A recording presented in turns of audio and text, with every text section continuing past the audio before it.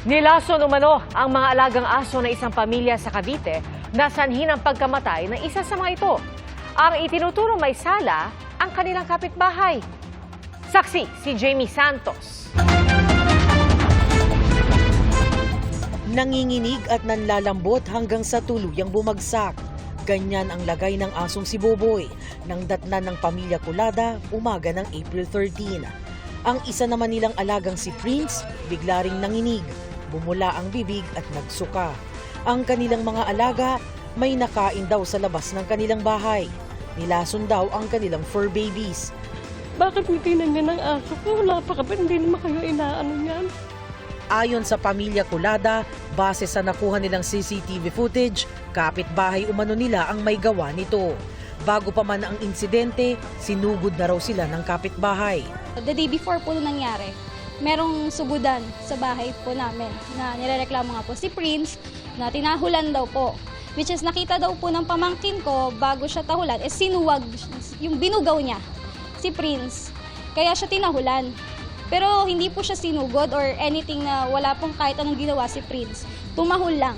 Inassure ko po siya na hindi naman po nangagat yan. Sa footage na ibinahagi nila sa GMA Integrated News, makikita ang isang taong naglalakad at tila naghagis ng isang bagay sa direksyong kinaroroonan ni Boboy. Dahil tulog, ilang sandali pa bago niya ito nakain. Pumanaw si Boboy. Nakaligtas naman si Prince matapos nitong maisuka ang kinain na kulay asul na pinaniniwala ang may lason. Pero ang insidente, nag-iwan daw ng matinding trauma sa kanilang alaga. Ang dating masiyahing si Prince, ngayon takot na sa tao. Para siyang nanginginig pagka lalabas or kukunin mo. Ganun po yung naging sa kanya. Ilag.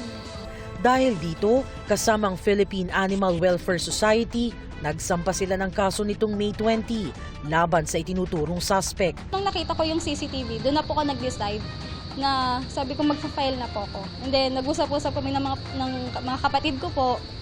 Pati yung nanay ko syempre, yun sinabit po talaga sa akin na ituloy kasuhan kasi hindi po biro. Saka pamilya na po si Bobby sa amin. Kapatid na po yung turing namin. Saka yan po yung alaala ng tatay namin. Sobrang masakit po sa amin syempre kasi yun po yung naiiwan sa kanya eh. Saka parang actually po para siyang si tatay. Kung sa amin, yung parang walang pake pero sobra po kaming protektahan talaga noon. Sinubukan naming puntahan ang bahay ng suspect pero sarado ang bahay.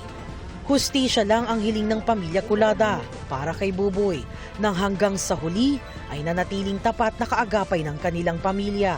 Hindi kami titigil hanggat hindi namin nabibigay yung hustisya na para sa'yo. Kasi pamilya ka namin. Para sa GMA Integrated News, ako si Jamie Santos, ang inyong saksi.